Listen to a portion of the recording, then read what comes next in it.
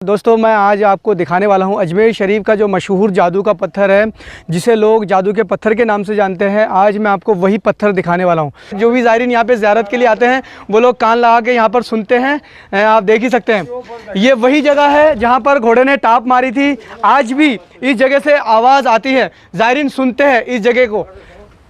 अपना अपना कान लगाकर इस जगह पर ज़ायरीन जो है वो सुनते हैं। सुभान अल्लाह, सुभान अल्लाह। तो आप देख सकते हैं हमारी वीडियो के ज़रिए से। बताइए, आवाज़ आई कि नहीं?